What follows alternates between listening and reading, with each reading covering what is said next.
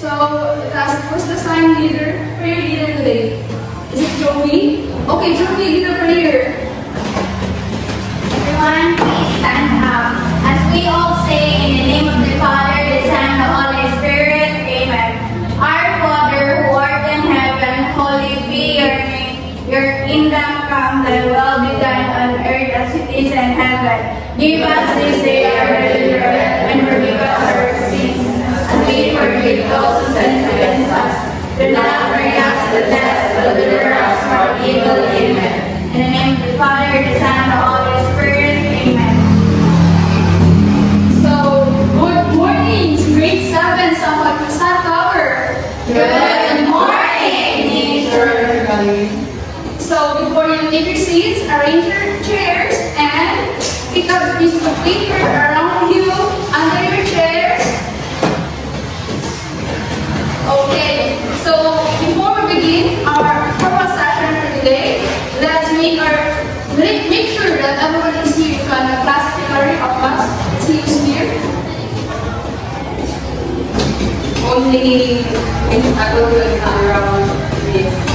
Okay, so Miss Agogo is not around. So, bakit ito magaling mo for me today? So,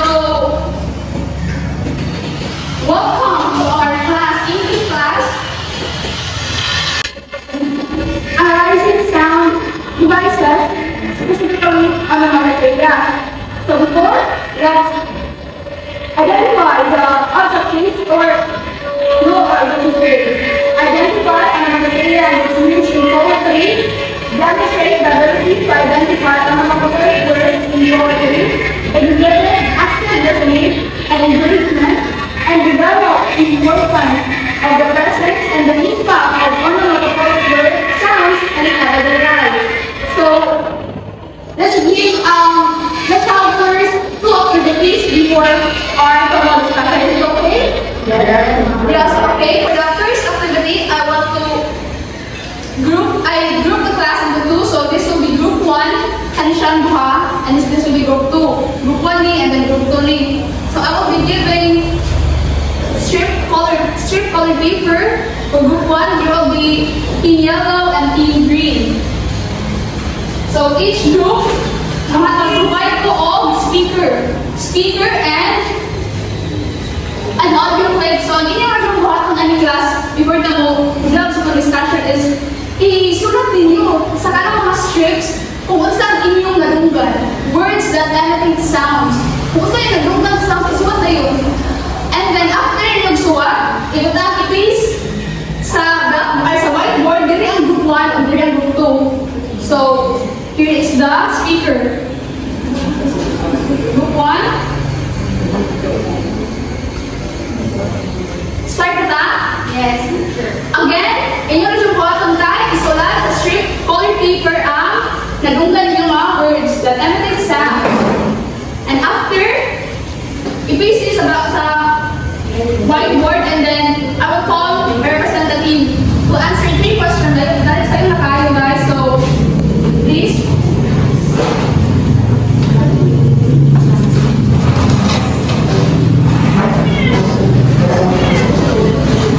Okay. 5 minutes only.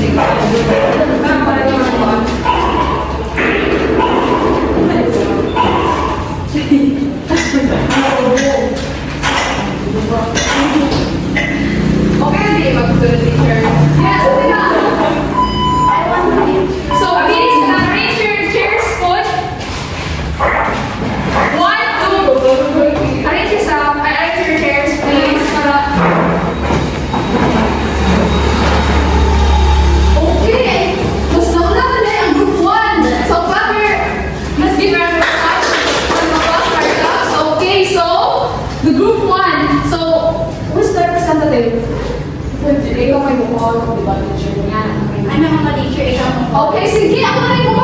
Okay, IG. And then, Angelita for the group 2 and group 1 say IG. So, saya hindi naman kung na sa prom. So, what did you hear, man? What sounds did you hear?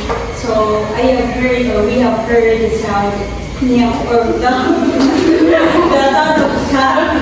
Okay. Right? And we also heard the sound of walk, door, bang, knock, knock.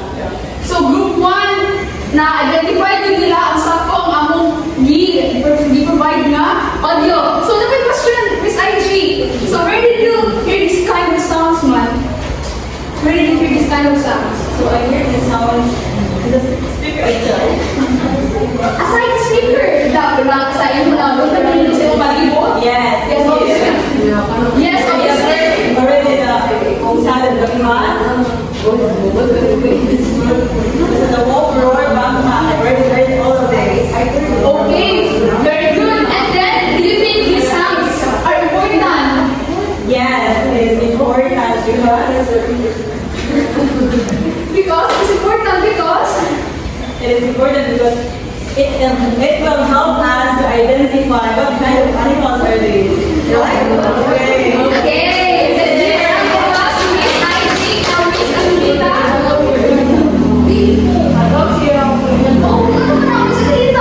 ano na ako sa dito? Sige, si Jovi.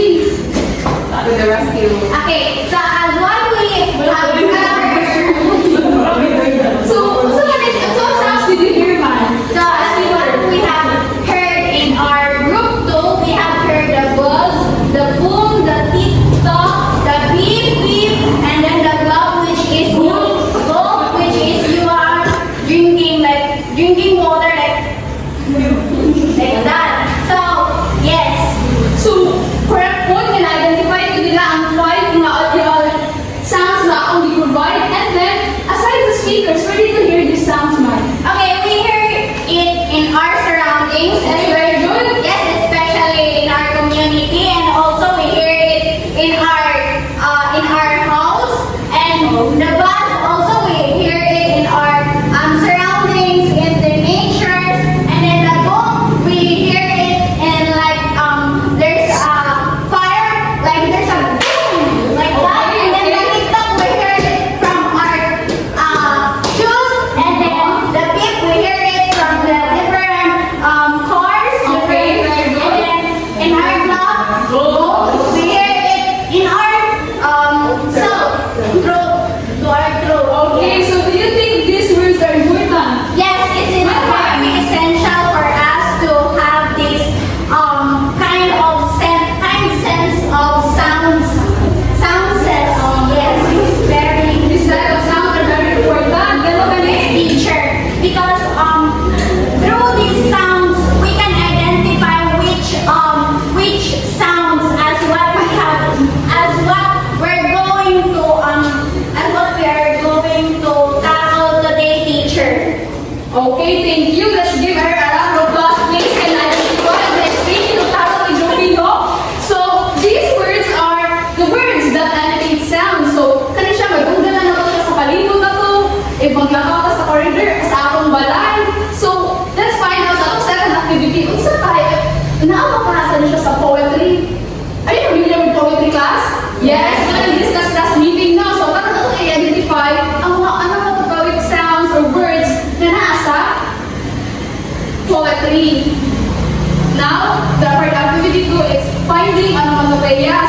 So, I will present two poems and then raise your hands if nakadungog mo. Kung nakadungog mo ako siya, like onomatopoeic sounds dito, then raise your hands, okay? Okay, I'll play the first poem na ha.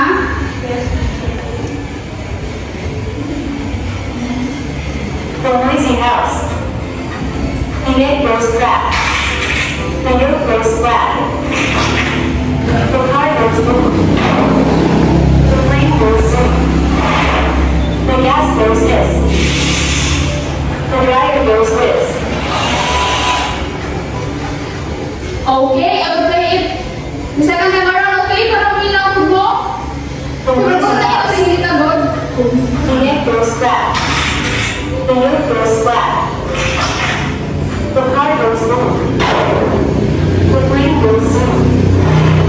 The gas goes hiss. The dragon goes whiz. Okay. So now that you have listened the poem, unsa man yung gabantayan, nabagoy na dunggan ng mga onomatopoeic words? Yeah, the picture. Okay. A lot. Juvie, unsa man yung dunggan? You can raise your hands if nakuan mo dunghan ka. Anyone? Okay, Eileen. Okay, very good. He is another. Lancy Paldo, very participative, ha? Zoom, okay. Another one? Craft. Okay, Juvie. So, may madunggan. Boom. Wala na? Ano may dunggan? Splat. Very good. So, now I will provide another audio clip or poem na same report na raise your hands mo if nakarunong mo ano matutuwag sounds.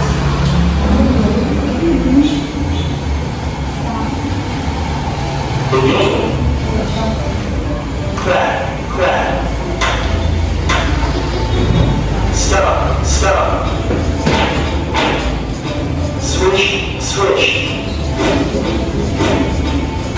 This is the way we get through our games. The crowd shouts, Yahoo! The ball soars through the air, then bounce, bounce, bounce.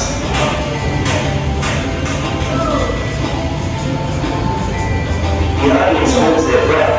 Swish. The ball goes in. You win. Okay? Ako i-play bate. Sit properly, Monica. Crack, crack. Stop, stop. Listen attentively. Swish, swish. This is the way we get through our games. The crowd shouts, Yahoo! The ball soars through the air, then bounce, bounce, bounce.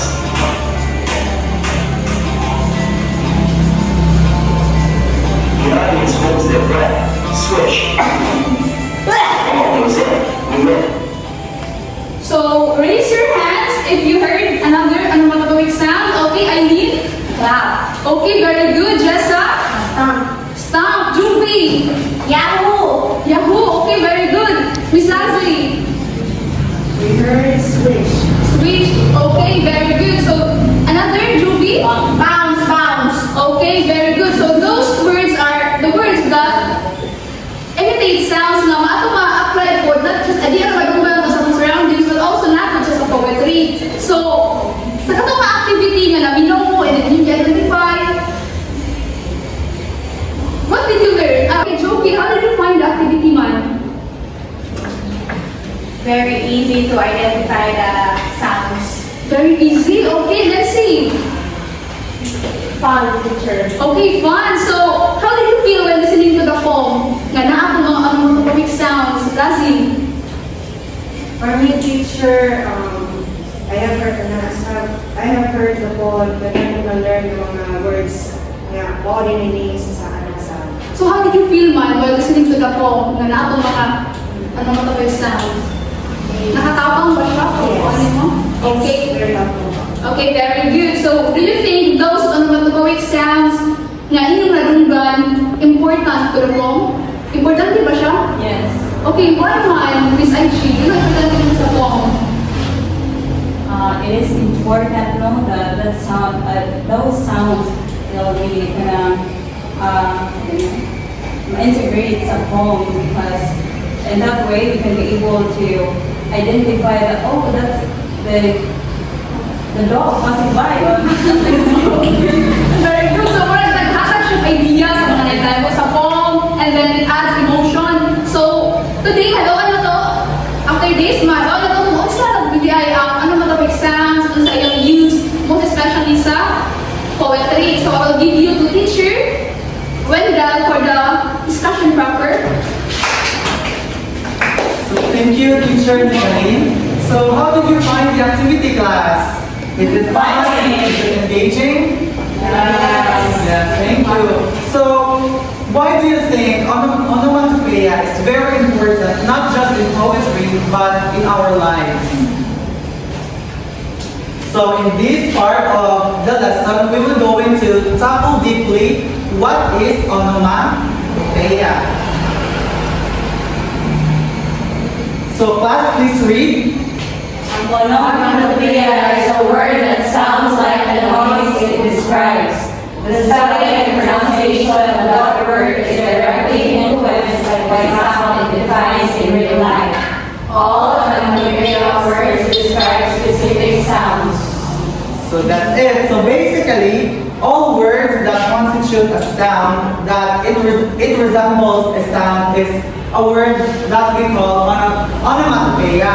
So onomatopoeia is not just a word, but the process of creating the word through its phonetics. That means that through its sounds.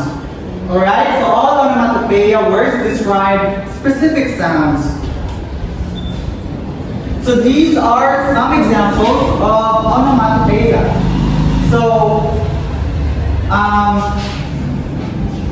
Jessa, can you spot some examples of onomatopoeia?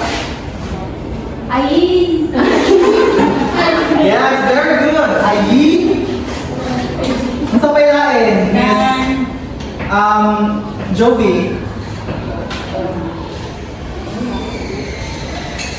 Crash. Clash. We also have bang.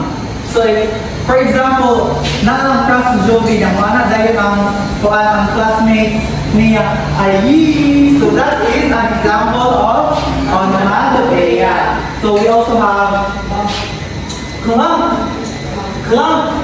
We also have bump, bump. So these words we hear every day are very essential for us to be able to identify their uses in our daily lives. Are you learning, class? Yes, teacher. Very good. So, furthermore, onomatopoeia doesn't just describe sounds. It emulates, meaning it imitates. It iyang sunon. Kung unsa ang iyang spelling, mao ang iyang sound. So it emulates the sound itself. With this literary device, you can hear the meow of a cat, the whoosh of a bicycle, the whir of a laundry machine, and the murmur of a stream. So right now, class, we can't deny the fact that right now we can hear some noise.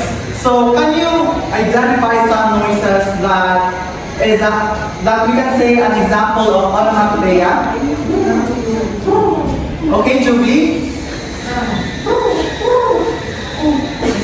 So how do you spell that, Joby? Please spell that on the board, please, using this marker. Okay, so just spell it verbally. Spell it verbally, Joby, for us, please. B. B-R-U-P-P. R. B-R. B-R-U-P. At B-E-R-P. So, what sound does it emulate? It comes from? Stomach, because I'm Alright, it's the growl of the stomach. So, it's because Joby is hungry. Alright, thank you, Joby. Alright. So, in the example or the activity, ganina, so we spotted different kinds of examples of onomatopoeia in the poem, The Noisy House. So, class, please read it. The Noisy House. The egg goes crack, the yolk goes flat, the car goes boom, the plane goes zoom, the gas goes hiss, the tire goes whiz. So in the first line, we can see that the egg goes crack. So what is the onomatopoeic word? Crack. Crack. So when you cook an egg, you must first crack the egg. So it creates a sound like right? The second line, the goes flat. For example, the yolk goes mayabo sa floor. So may tingog ano no? So di ba? It's like flat. Alright, so the car goes boom. For example, ang car na aksidente, nabangga. So may tingog. Boom! Boom! Di ba? There is sound. Very good. The plane goes zoom. For example, ang airplane kay mula na yung ana mo, landing na. Not landing. Mag-fly. Mag-fly na ang ano, airplane. So, labi na ako ng kusog kayo padagan sa zoom. Air turbulence. Yeah. Turbulence. Okay. So the gas goes. Diba kung mapaan ka ng kabihan ng maliit ang paan gas, ma-pressure siya na. And lastly, the dryer goes whiz. So, whiz. Ano yung class sa dryer? Are you learning class? Very good. So here, the crack, the sound of an egg breaking open. Slap, the sound of the yolk hitting a surface. Boom, the loud explosive sound of the car. Zoom, the sound of a plane moving quickly through the air. Hiss, the sound of gas escaping from a container. And lastly, whiz, the fast wearing sound of the dryer in operation. So, in the second poem that we have heard, it's called The Game. So the game is about playing basketball. It talks about the sounds people make during the game. So imagine yourself that you are inside a basketball court. So of course there are a lot of audience, there are a lot of people. So while the basketball players are playing, so when people are happy, they might clap their hands. So what? Ano sa may sound niya? Clap. Alright, so when the crowd is excited, they might stomp their feet. Stomp. So when someone throws the ball into the basket, it makes a sound like swish, because it goes smoothly. When the ball hits the ground over and over again, it makes a sound like bounce. So that are the examples of onomatopoeic words in the poem, The Game. Are you learning, class? Yes, Monica? So class, including onomatopoeic words in your writing can enhance the imagery of your story or poem. So technically, onomatopoeia is not a form of auditory imagery, because auditory imagery is the use of figurative language like similes and metaphors. So let's distinguish, or let's spot the difference between auditory imagery to onomatopoeia. So when we say auditory imagery, for example, you are writing a story or a poem, you might say that the wolf howled. The wolf howled. So that is an example of auditory imagery. But if we are going to utilize or apply the onomatopoeic word, we might say that the wolf goes ow. The wolf goes ow. So we can say that that is really different from auditory imagery to onomatopoeia. So, but an onomatopoeia can certainly complement auditory imagery as both devices heighten the sonic qualities of the word. So that is why onomatopoeic, or this kind of literary device, is very important because it creates life in the poem. It is not just mundane, it is not just plain, but it creates a sense of life in the story. Are you learning, class? Alright, so at this part of our discussion, we will have an activity or an application using the learnings that you have gained in this session. So it is called Create the Sound. So the direction is listen carefully and write down the onomatopoeic words you hear. Using these words, write a 4-line poem that creatively incorporates the given words. Write your poem on a piece of paper. So just like earlier, we were going to play an audio clip, and then you will going to identify the onomatopoeic words. So there are 4 onomatopoeic words, and you will going to utilize that onomatopoeic word to create a 4-line poem. Am I understood? Yes, sir. Alright, I will give you 10 minutes for this activity. Alright? This individual. Yes, this is an individual activity.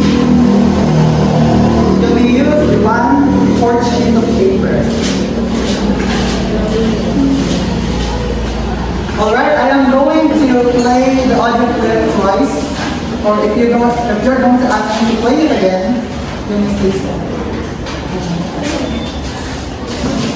So you will be assessed by the following rubrics. For the content, it is 10 points. For the understanding, it is 7 points. It means that you apply your understanding in creating your program. And lastly, the creativity. So, at this juncture, I will going to play the audio clip. So listen carefully, class.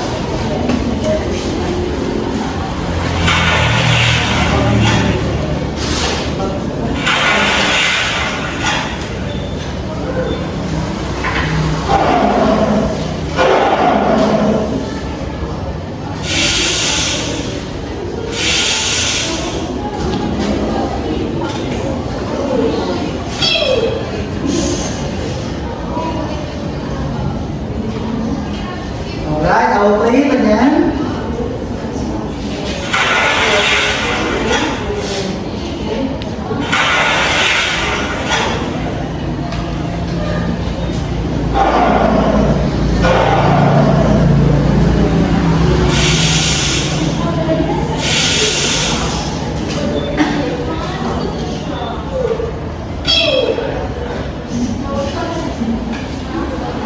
Alright. Do you want me to play it again, guys? Class? Alright, so you have 8 minutes to accomplish your task.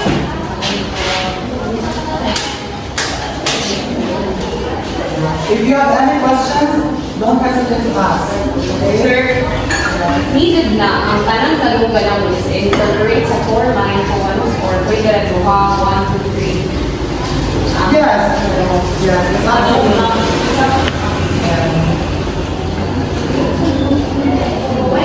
just make sure that your poem is a 4-line poem.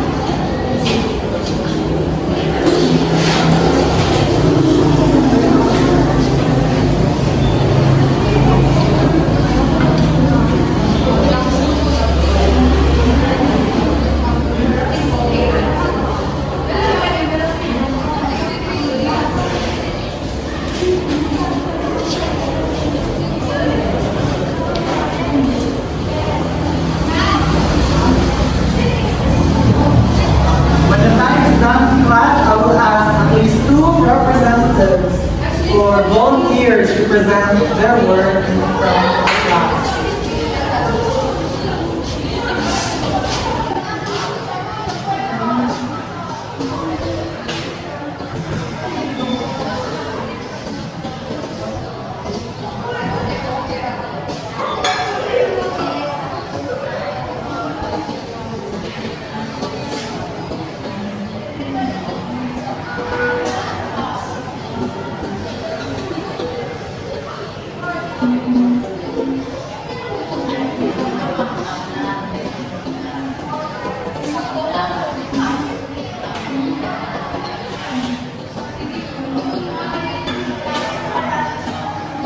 Class, in making your poem, don't forget your title.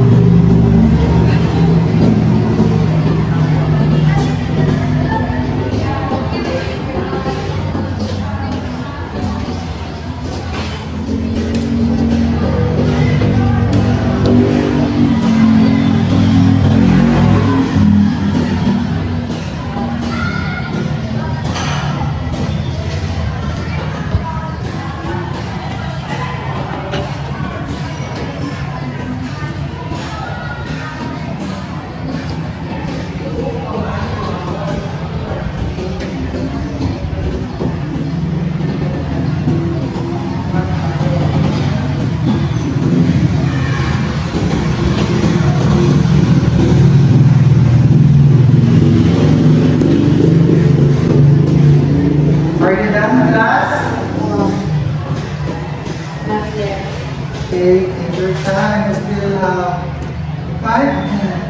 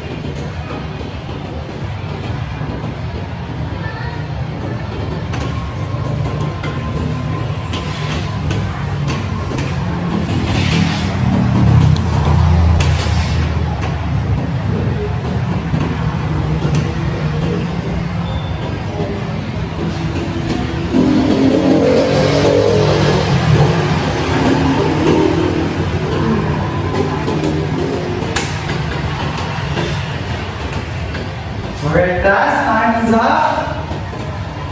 Please finalize your works.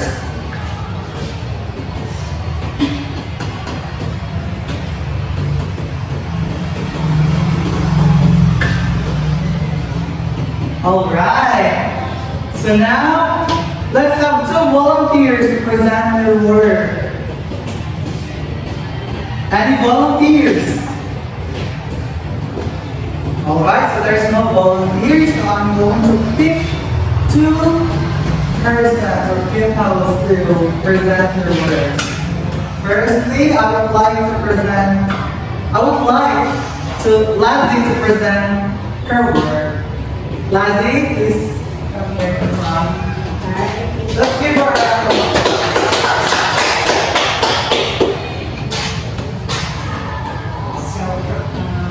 Good morning, everyone. I have heard the sounds from the auditory OMP. There were splash, roar,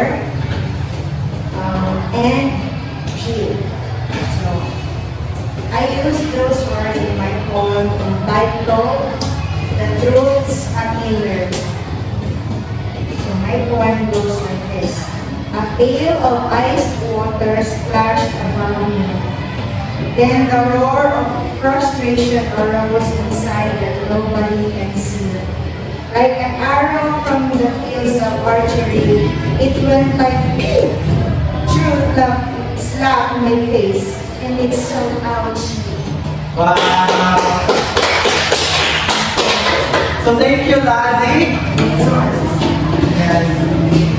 So, Lazzy is very good look because in making her poem, she utilized not just on paper, but she observed rhyme. Okay? So let's see if she got the words correctly. So these are the words in the audio clip. First, flash, which is Lazzy is correct. Roar, peace, and feel. So, congratulations, Lazzy. Another one, another brave soul to present her work. I would like to call on Miss Jessa.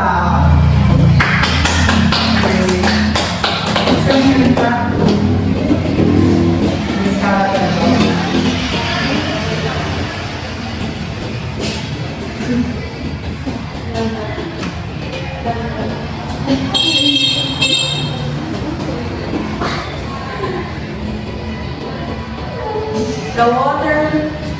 The water says splash as the lion jumped over and roared. And he's by the wind as it blew.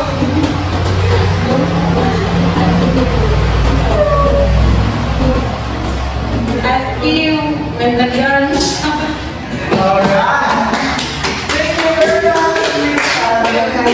you very much, very good. So, Miss Jessa observed the onomatopoeic words incorporated in her poem. So what's the title of your poem, Jessa? Feel. Okay, you feel. So that's a good observation of onomatopoeic words. Okay, let's give a round of applause for Jessa and Lazzy. So, last piece of your paper.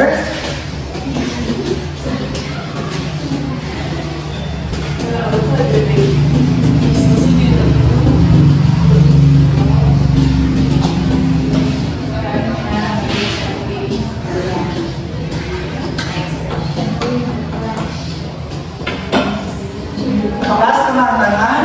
Yes, everyone there. Right, very good class.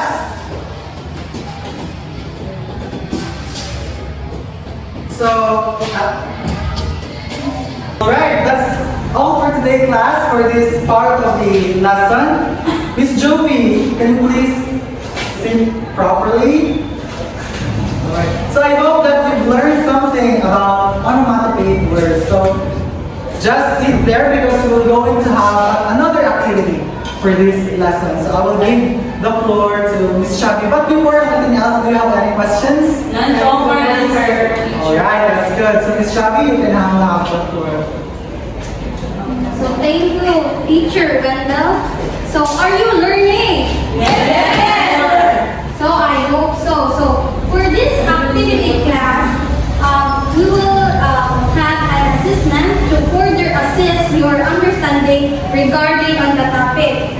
So remember how Teacher Wendell discussed the sounds and words that make the words come alive?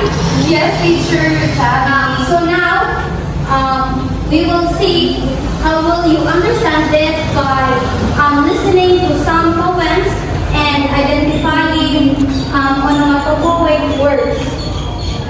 So this assessment is entitled Hear and Underline.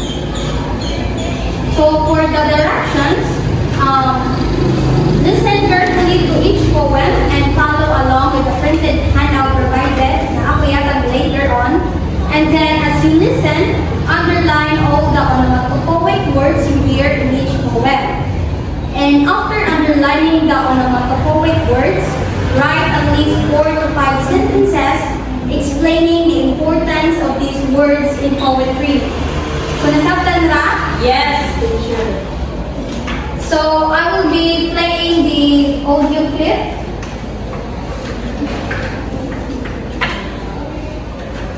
So please distribute your casting.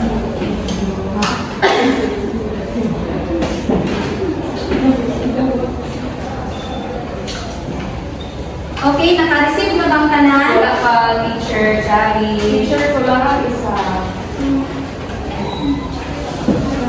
Sakto na? Yes, teacher. So please prepare your pen, okay? So I will now play the audio clip. So please listen attentively. Okay? Fossils by Nash. There were no drums or saxophones, but just the clatter of their bones. Whirling, rattling, carefree circus of mammoth pulpits in the circus. Kentucky. So again, for the first stanza. Fossils by Nash. There were no drums or saxophones, but just the clatter of their bones. Whirling, rattling, carefree circus of mammoth pulpits in the circus. And then for the next poem, Honky Tonk in Cleveland by Carl Sandburg. It's a jazz affair, drum crashes and cornet razzes. The trombone harmonies and the tuba jackass snorts. The banjo tickles and titters too awful. again. Honky Tonk in Cleveland by Carl Sandburg.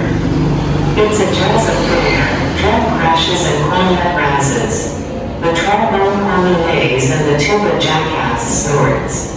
The banjo tickles and titters too awful. And for the last poem. The Bells by Edgar Allan Poe. How they tinkle, tinkle, tinkle in the icy air of night, to the tintinnabulation that so musically wells from the bells, bells, bells, bells, bells, bells, bells from the jingling and the tinkling of the bells. So last. Bells by Edgar Allan Poe. How they tinkle, tinkle, tinkle in the icy air of the night, to the tintinnabulation that so musically wells from the bells, bells, bells, bells, bells, bells, bells from the jingling and the tinkling of the bells. So after you underline the onomatopoeic words, write at least 4 to 5 sentences explaining the importance of these words in poetry. So I will give you 15 minutes to finish your task.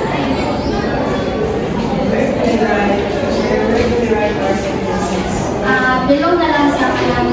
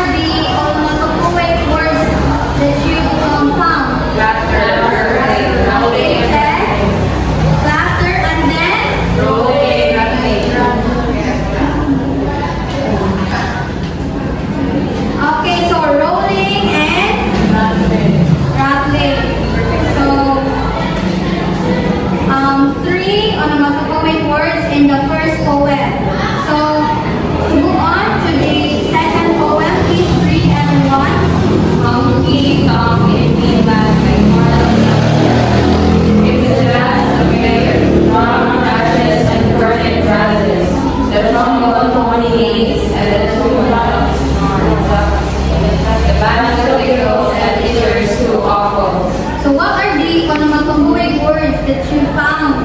Crashes. Rashes. And then? Knees. And then?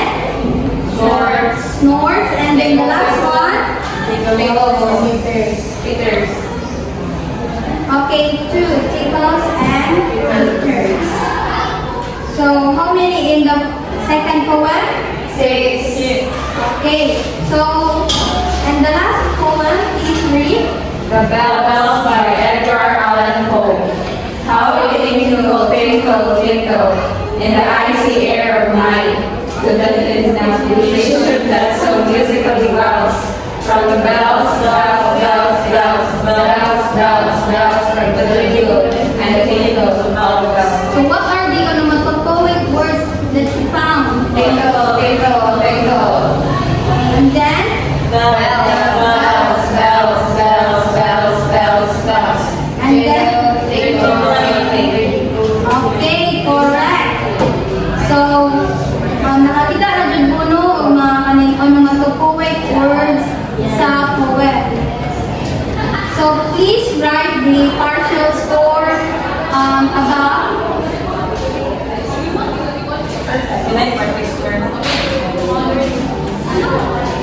So, wala pa kayo. I will be the one to check in the essay part.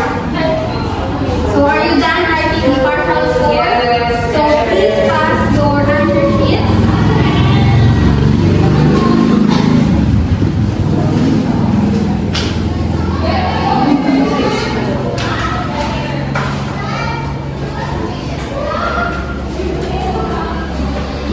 Okay, so are all papers in? Yes, sir. Okay, so I hope you enjoyed listening to the poems and you identified onomatopoeic words.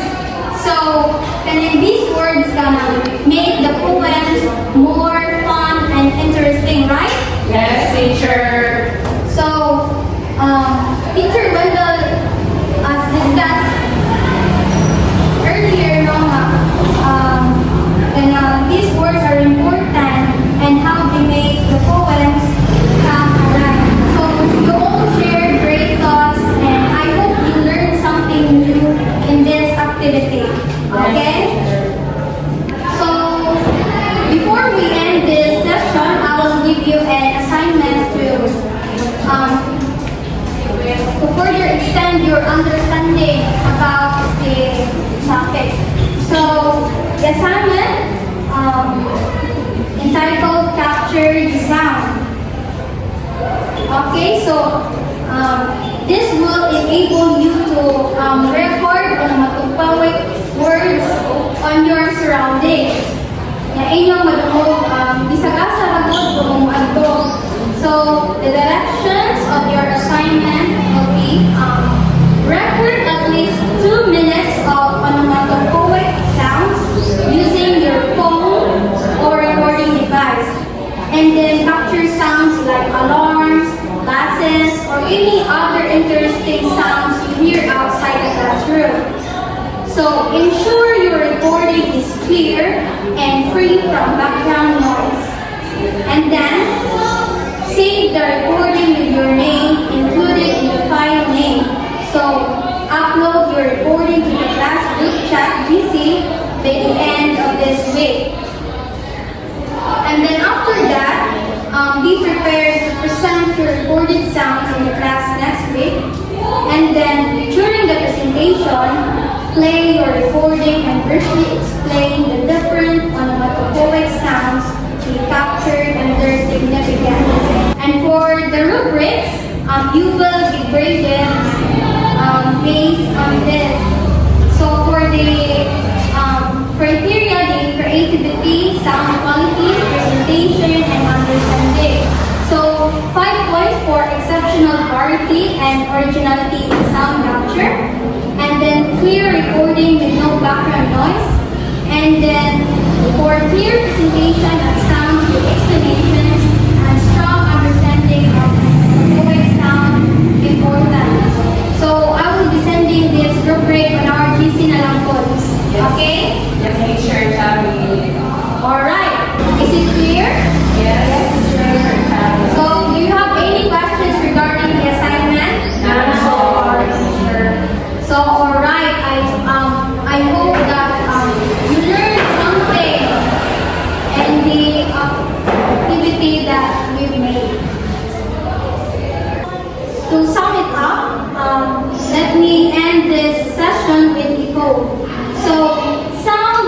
life to our words, just as well as the images they conjured up in the sound is there. Whether or not we read them aloud by A.A. Pagwaran right here, right now, standing at attention before my imaginary study table. So indeed, no, ang onomatopoeic words not just important sa poems but also sa pangalaw-alaw natong kinabuhi. Yes, teacher. Alright? Yes. So I hope you learned something in this session. So shall we call it a day? Yes, teacher. So please stand up for the closing prayer to be led by Joey. In the name of the Father, the Son, the Holy Spirit, Amen. Our Father, who art in heaven, glory be to the Father, to the Son, to the Holy Spirit, As it was in the beginning, is now, and ever shall be, world without end. Amen. and Father, the Son, the Holy Spirit. Amen. goodbye and thank you, teachers. See you around.